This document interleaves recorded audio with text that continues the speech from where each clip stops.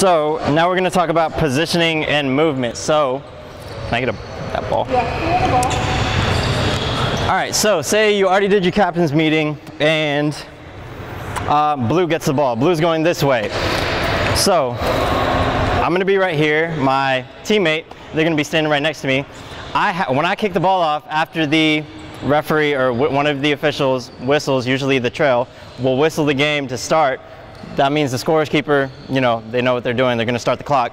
I have to kick the ball. If I'm going that way, I have to kick the ball backwards. Now, a lot of times you'll see teams get a little lazy. It'll be like halfway through the goal or halfway through the game, 5 minutes left in the game, and they'll kind of do that. Is that backwards?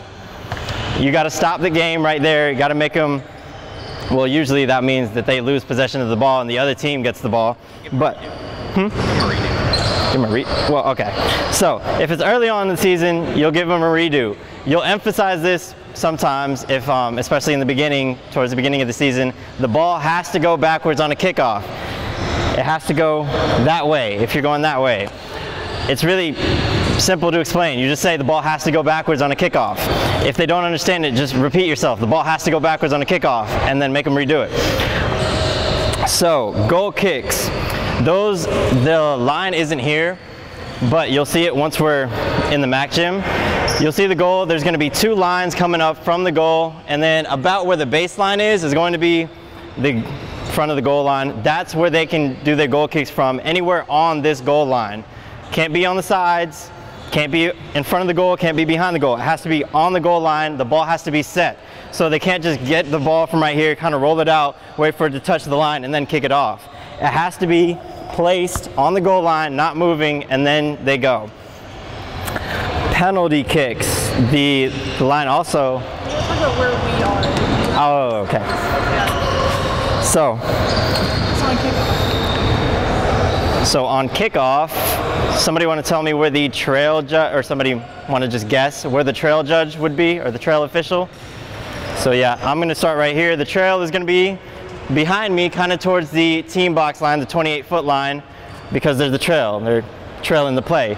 The lead judge is going to be on the other side of the play, where this team is going to be scoring towards. On a goal. Is the trail always there and the lead always there, or does it depend on direction? Depends on direction. So if I was going this way, then who would that judge, or who would this official be? Trail. Who would this official be? Lead. So it's going to flip, obviously. Okay. So, oh, and also, as a trail, so say I'm going this way. As a trail judge, how far do you think this person's going to go down the court? About half, maybe a few steps down, but they're really not going to go all the way down because there's no point. Because if the ball gets sent the other way and both officials are on that side, then we're kind of screwed, right? We're going to miss something. So the trail is never going to be all the way up at the corner. It's like rounded, but corner. And the lead, they're also, when the ball is down here, so say I'm going this way, if the ball is down here, I don't want to get caught all the way into the corner too.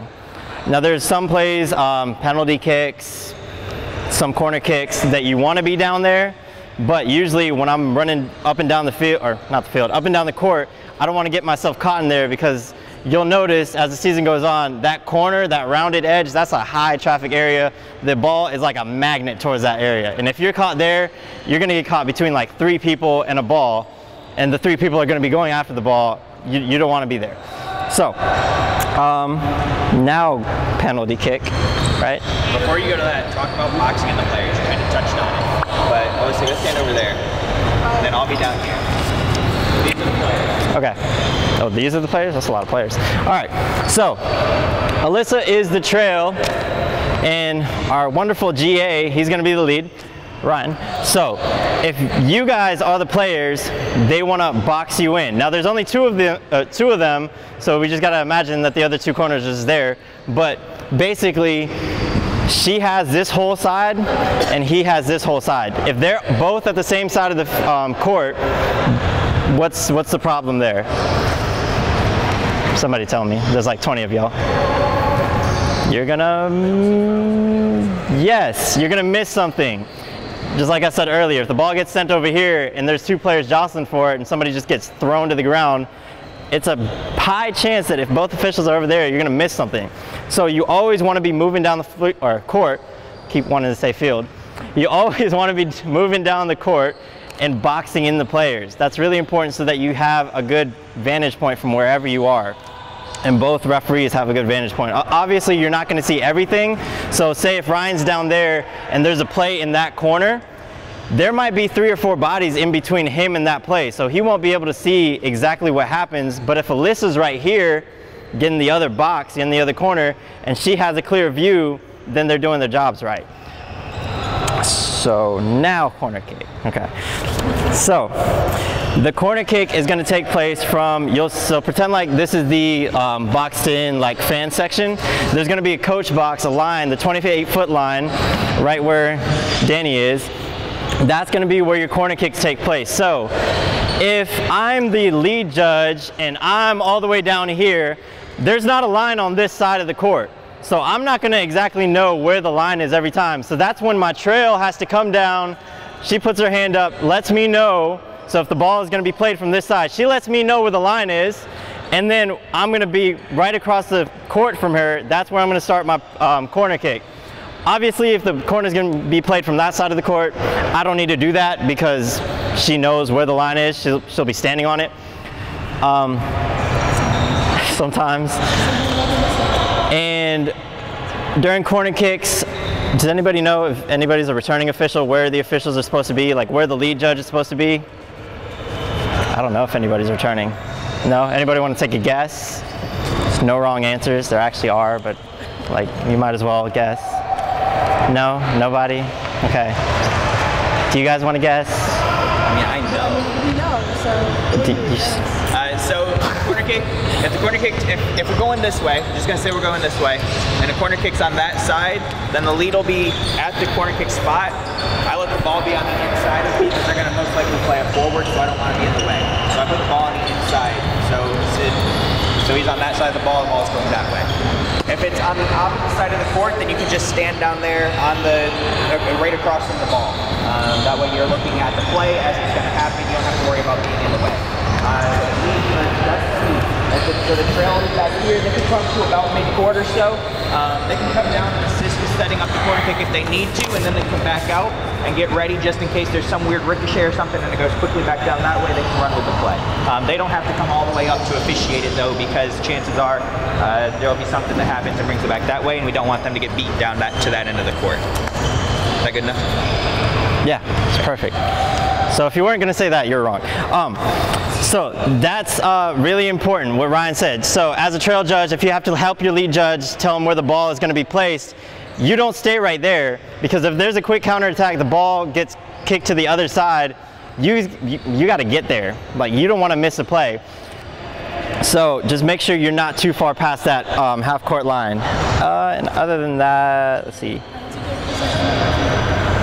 No, didn't. So penalty kicks, oh yeah, I started doing it and then you said something. Okay, yeah. So penalty kicks, the line isn't here, but there's going to be a dash mark. You'll see it. So that's where you place the ball. The goalkeeper obviously can't move off of his line. It's just like regular soccer. They can't move off their line. They can go side to side. The play will be after the whistle, obviously, just so everybody's ready. And all the other players, they're going to be behind a dotted line that you'll see on the court. It's not on this court. There's going to be a dotted line. That's where you place all the other players. And it is the only direct kick that we have. Everything else should be indirect if you ever call a foul. What happens if the goalie comes off this line before the kick? Do it again. Do it again. Do you have to do it again? No. What if they score anything? What if they score? Yeah. What if he comes off his line but the ball goes in? Yeah, you're good. That's a goal. Yeah. You're not going to penalize them. Yeah, right. Shot. So they don't need to retake it. They'd rather have the goal rather than chance missing it on the second go. Now if he comes off their line and they miss the shot, they get to retake the penalty kick. If anybody comes in from the outside before they're allowed to, it depends which team it is. If it's the defending team, same as before. If the ball goes in, it's a goal. If it doesn't, you retake it. If it's the attacking team, automatically before you even see the ball go in the goal or not, if the attacking team violates, then the kick's off and it's a turnover going the other way for the other team. On penalty kicks, you're going to have Trail is responsible for watching those people outside of the arc thing, and Lee is responsible for looking at the stuck in that corner, so give yourself good positioning down there to see the ball and the goalie moving. Okay, so the last bullet point I have to talk about is don't hug the wall. So if you guys, I mean, I'm guessing all of you guys have seen the Mac gym. You know how there's walls for the middle, at least, not too much on the King box side, but don't hug the wall. This isn't hockey. Anytime a ball is coming down the sideline and you're right there, you don't jump over the play, you get off the wall. So there's no walls here, so I guess, yeah. Was it still on? Okay, so y'all like kind of turn just so you can see me a little bit. Okay, so pretend like there's a big wall that these guys, all right, pretend like he's the wall. Look at this brick wall right here. All right, so basically for a lot of the game, you're gonna be up, not against the wall. You don't want to be like leaning against the wall. You're going to be right next to the wall. If a play is coming down, so say Alyssa and Ryan are jostling for the ball, play is happening right here. Do I just want to stand right here and kind of like brace myself against the wall and hope I don't get touched? No, I want to get out the way. So if a play is coming this way, I'm going to move out the way and I'm going to box in the play from here and then let the play pass. If I stay right there, then I'm going to get in the way of the play and the players aren't going to like me because I got in the way of the play. You want the players to like you, hopefully. So every time the ball is coming down, especially if you're lead judge and the ball is in the corner, it can like shoot out really quick. Trust me, I got hit like 3 times last year and it wasn't fun. So every time the play is in the corner, most of the time I'm not standing right here. I'm kind of like standing right here because then the ball could come this way, the ball could come that way. If the ball goes that way, obviously I'm going to keep it in my field of view right here. Ball comes this way, I'm going to let it pass, let whoever's playing with the ball pass, kind of follow the ball, trail the ball, and then go after it. Can you all hear over there? Take a couple steps in for me. I just don't want to lose my voice. So what Sid's saying is right. You want to box in the play and you want to make your job easier as an official. So as you're officiating, if you can get an opportunity to move off the wall and get a better view at a play as they're going by me, from here I can see how players are colliding. If I'm right on top of it right here, I don't necessarily have that same view. I can't see the arms in the back or anything like that. I'm just looking straight down at the play. So by stepping in here, I give myself a better opportunity to see any fouls or anything with the arms or upper body that I wouldn't necessarily see by being right on top of the play. So think about how you're going to get yourself in a better position to be able to see things that you wouldn't necessarily be able to see otherwise. You don't have to be stuck in one spot.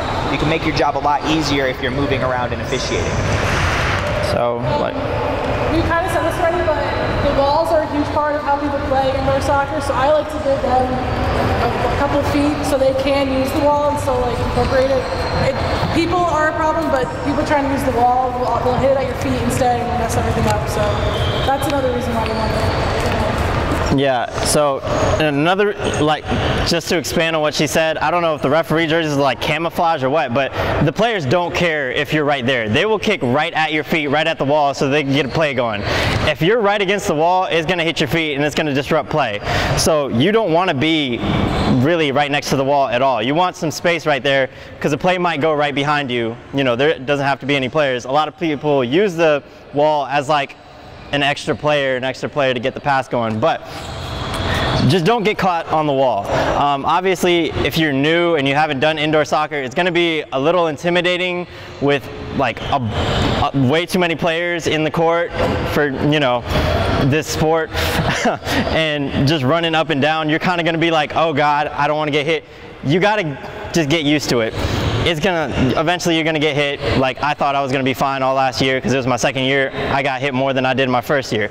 You gotta just kind of play with it. If you get in the way of a play, try to get out of the way as soon as you can. Try not to just play around with the ball. Just get out of the way, let the play develop, let the play move on. If it disrupts the play so much that everything's terrible, or the ball goes out of bounds somehow, hits off of you and goes into a soft surface or something like that, they could just have a free kick indirect from the spot.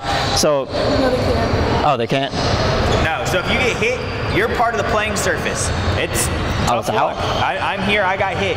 So unless you're for some reason sitting in the net, which you shouldn't be, then you're part of the playing surface. So wherever it ricochets, whatever the result is, that's what we're going with. So if a team plays it off of you and it bounces up into the net, it's out of bounds off that team. All right? So that'll be a kick for the other team. So it's something the teams will get upset about. Just be like, know that. sorry, I'm part of the playing surface. It hit me, went in the net, it's out of bounds off you guys, so we're going the other way. And you'll just keep playing That's from there. why I didn't officiate. All right, never mind. Don't listen to me. All right, yeah, so just don't let it disrupt the play too much. Just keep going, just keep playing. Questions? Did I confuse you guys enough? We're not doing